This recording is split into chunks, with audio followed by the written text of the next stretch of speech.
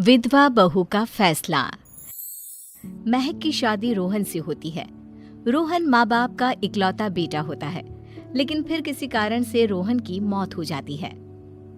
बेटा महक, तेरे आगे इतनी बड़ी जिंदगी है, फिर बच्चों की भी जिम्मेदारी। तू कोई काम कर ले। मैं तो कहती हूँ रोहन के ऑफिस में ही बात कर ले, शायद तेरे लिए कोई काम निकल आए। हाँ माँ जी, मैं भी यही सोच रही थी, लेकिन कैसे बात करूं, किससे बात करूं, कुछ समझ में नहीं आ रहा। अब वो क्या नाम था रोहन का जो दोस्त हुआ करता था, पहले तो बड़ा आता था हमारे घर। राकेश की बात कर रहे हैं? पर वो तो रोहन के बाद से कभी आया ही नहीं, पता नहीं कहाँ है वो। आया था, एक नहीं कई बार आया था, लेकिन मैंने बाहर से ही भेज दिया। घर के अंदर झांकता रहता था, मुझे ठीक नहीं लगा। अरे आपको तो पता नहीं क्या ठीक लगता है और क्या नहीं। उसका नंबर है मेरे पास, मैं आज ही फोन करती हूँ। सास राकेश को फोन लगाती है और शाम को घर आने का न्योता दे देती है। अरे आंटी, ओहो भाग्य हमारे कि आपने घर बुलाया।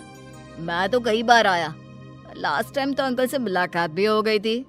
हाँ, वो हम लोगों को निकलना था ना कहीं उस वक्त।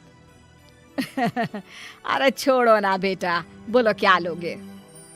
आपकी बहू। क्या बकवास कर रहे हो राकेश? अरे मेरा मतलब ये है कि आपकी बहू कहाँ है? भाभी जी के हाथ की चाय की बस एक प्याली मिल जाती तो। महक चाय लेकर आती है, लेकिन वो जैसे ही राकेश की ओर देखती है, उसे राकेश पसंद नहीं आता। वो अंदर जाने को होती है कि अरे भाभी जी कहाँ जा रही हैं? बैठिए तो सबके साथ। जी नहीं, बच्चों को खाना खिला रही हूँ, आप माँ जी से बात करें ना। अंदर जाने के बाद सास कहती है, अरे बेटा राकेश, वो क्या है ना, वैसे तो तेरे अंकल जी की पेंशन आती है, साथ ही ऊपर 2 मंजिल मकान से किराया भी, तो हम लोगों का तो अच्छा चल जाता है। लेकिन महक, उनकी चिंता आप न करें आंटी, आदेश दें बस आप तो। देखो भाग्यवान, रहने दो, कोई बात नहीं, मैनेज हो जाएगा। अरे क्या मैनेज हो जाएगा अंकल, हमें भी बता दें। आप चुप रहिए जी। अब वो क्या है ना राकेश, तुझे तो पता है कि रोहन के 2 बच्चे हैं, उनकी पढ़ाई लिखाई का खर्चा बहुत है।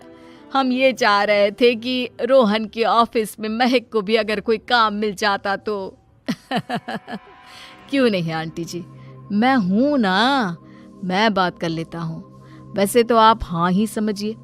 महक भाभी को बोल देना कि कल तैयार रहें मेरे साथ ऑफिस चलने के लिए। मैं मालिकों से मिलवा दूंगा उन्हें। महक अंदर से सब सुन रही थी। अच्छा आंटी जी, तो चलता हूँ, कल आ जाऊंगा। अच्छा भाभी जी, तैयार रहिएगा कल। राकेश तो चला जाता है, लेकिन ससुर सास पर बरस पड़ते हैं। मुझे ये आदमी एक पैसे का पसंद नहीं है। तुम इसे बोल दो कि हमें कहीं नहीं करवानी बहू से कोई नौकरी। अरे क्यों नहीं करवानी? सारा पैसा मैं इसके बच्चे और इसी पर उड़ा दूंगी, तो मेरी बेटी को क्या दूंगी? जरूरत क्या है तुम्हारी बेटी को तुम्हारे पैसे की? अरे वो तो पहले ही बड़े पैसे वाले घर की बहू है। अपनी बहू की सोचो जो अब तुम्हारी बेटी जैसी है। बच्चे रोहन की आखिरी निशानी है। अरे अपना भाषण अपने पास रखो। सारा दिन घर पर बैठी रोटियां तोड़ेगी, तो काम करे ना कुछ बाहर जाकर। बहू सब सुन रही होती है।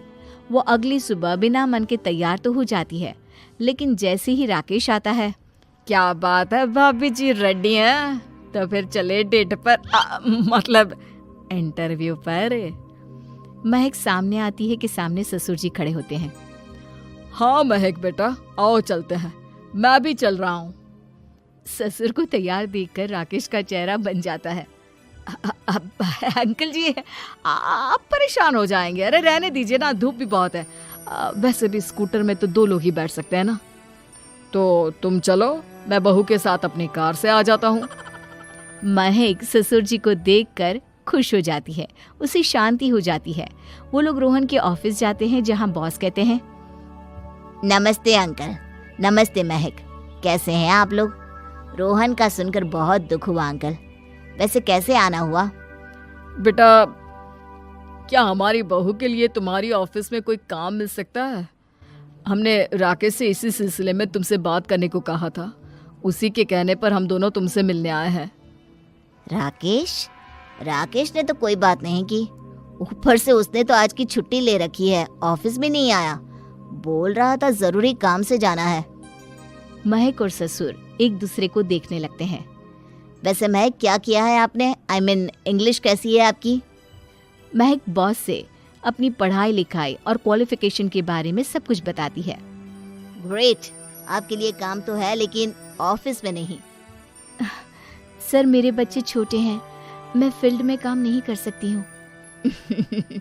मतलब वो काम घर से करना है, घर से रहकर बच्चे भी देखें और घर भी देखें, लेकिन हाँ काम जरूर से करें। वो काम डाटा एंट्री का है, तो जब भी वक्त मिले काम करें, और इसके हम आपको अच्छे पैसे भी देंगे। महक बॉस की बात सुनकर खुश हो जाती है, उन्हें थैंक्स बोलकर घर आ जाती है। किसके साथ भेज रही थी तुम महक को? अरे वो कमीना, उसने तो ऑफिस से छुट्टी ले रखी थी, बात भी नहीं की थी उसने बॉस से बहू के काम के लिए। वो तो अच्छा हुआ कि मैं साथ में चला गया। हाँ ठीक है, नौकरी मिल गई ना, इतना ही काफी है। समय बीतता है और एक दिन फिर दरवाजे पर दस्तक होती है। घर पर कोई नहीं था। महक दरवाजा खोलती है, देखती है तो सामने है राकेश। नमस्ते भाभी जी। नमस्ते, घर पर कोई नहीं है, आप कल आइएगा। अरे कैसी बात कर रही हैं भाभी जी, हम तो आपकी मदद के लिए आए हैं। वो क्या है ना, अंकल जी का फोन आया था कि आपको किसी मदद की जरूरत है। महक को आश्चर्य होता है कि उसके ससुर ने राकेश को फोन क्यों किया। वो ससुर जी को फोन करती है लेकिन फोन नहीं लगता। नहीं, हम लोगों को किसी भी चीज की जरूरत नहीं है, आप जा सकते हैं। अच्छा, एक कप चाय तो पिला दीजिए। महक चाय लेकर आती है। चाय पीने के बाद, रोहन मेरा बहुत अच्छा दोस्त था, उसने मुझसे कहा था कि वो रहे ना रहे उसके घर वालों का, खास करके आपका ख्याल मुझे ही रखना है, तो मैं कल फिर आऊंगा भाभी जी। नहीं, माता पिताजी है नहीं, वो 4-5 दिन बाद आएंगे, आप उन लोगों के आने के बाद ही आइएगा। मुझे ये सब ठीक नहीं लगता।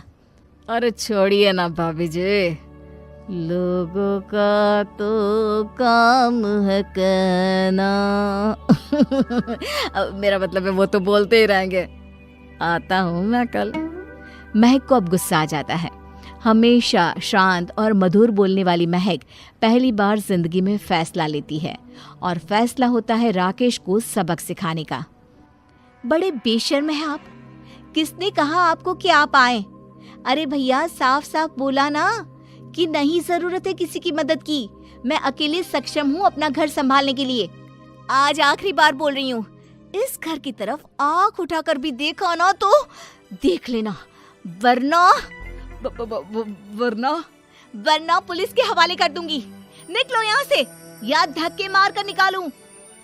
पुलिस का नाम सुनते ही राकेश वहां से 9-2-11 हो जाता है, और महक को अपने फैसले पर गर्व होता है।